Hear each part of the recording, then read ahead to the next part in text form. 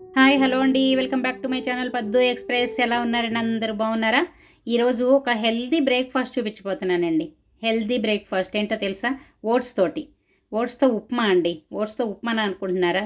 అవునండి, ఓట్స్తో ఉప్మా చాలా చాలా హెల్తీ కదా. ఈ రోజుల్లో అందరికీ హెల్త్ కాన్షియస్ ఎక్కువైపోయింది. ఇలా చేసుకుంటే టేస్ట్ కూడా చాలా బాగుంటుంది. దీనికి కావాల్సిన ఈ ఓట్స్ ఒక కప్పు తీసుకున్నాను, ఉల్లిపాయలు, అలాగే పచ్చిమిరపకాయలు, అల్లం, తాలింపుకి మినపప్పు, శనగపప్పు, ఆవాలు, జీలకర్ర, అలాగే ఎండుమిరపకాయలు, మన రుచి తగినట్లుగా ఉప్పు, కొంచెం నూనె, కరివేపాకు, కొత్తిమీర.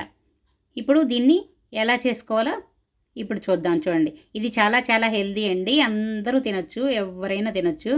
ఓట్స్ కాబట్టి ఈజీగా డైజెషన్ అయిపోతుంది. ఫైబర్ కూడా చాలా ఎక్కువ ఉంటుంది. చూడండి, ముందుగా ఒక ప్యాన్లో 2-3 స్పూన్లు ఆయిల్ వేసుకొని దీనిలో మినపప్పు, శనగపప్పు, ఆవాలు, జీలకర్ర అన్నీ వేసుకొని కొంచెం దోరగా వేయించుకోవాలి. కొంచెం ఎండుమిరపకాయ కూడా 1-2 ఇలా తుంచేసుకోవాలి. తర్వాత కరివేపాకు, మామూలుగా మనం ఉప్మాలకి ఎలా తాలింపేస్తాం అలాగే అనమాట.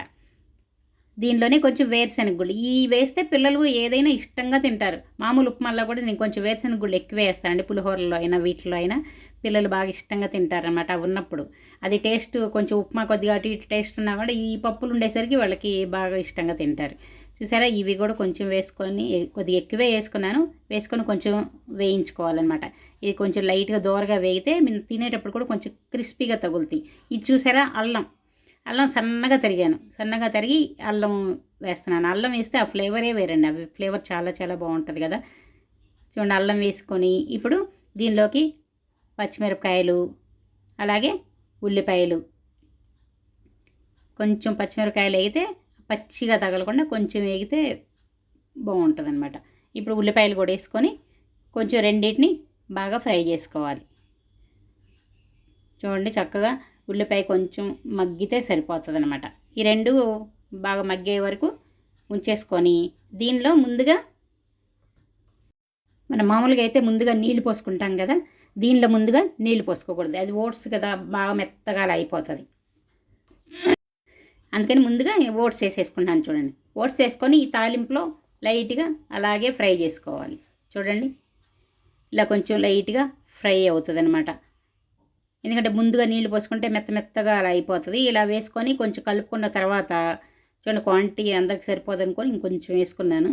ఇప్పుడు దీనిలో కొంచెం వేడి నీళ్ళు పోసుకుంటే ఇంకా ఈజీగా తొందరగా అయిపోతుంది. నీళ్ళు ఎక్కువ పట్టవు అనమాట, లైట్గా కొంచెమే సరిపోతాయి, మరి ఎక్కువ నీళ్ళు కూడా పట్టవు.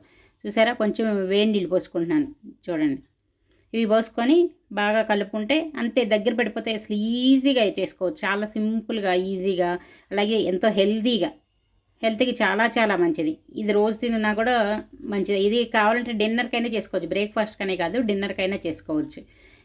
చూడండి, ఎంతో టేస్టీగా ఉండే ఓట్స్ ఉప్మా రెడీ అయిపోతుంది. చూడండి, ఇప్పుడు ఉప్పు వేస్తున్నాను టేస్ట్కి, మన టేస్ట్కి తగ్గినట్లుగా ఉప్పు చూసారా వేసుకొని బాగా కలుపుకొని కొంచెం దగ్గర పడే వరకు ఉంచుకోవాలి. నీళ్ళు దీనికి తక్కువే పడతాయండి, నీళ్ళు తక్కువ పోసుకోవాలి. ఎక్కువ పోసుకుంటే మరీ అది ఒక రకంగా అయిపోతుంది మెత్తగా. దీనిలో కొంచెం క్యారెట్ తురుము కూడా మంచి టేస్ట్ కోసం, ఇంకా హెల్తీగా ఉండటం కోసం క్యారెట్ తురుము, అలాగే చివరిలో కొత్తిమీర.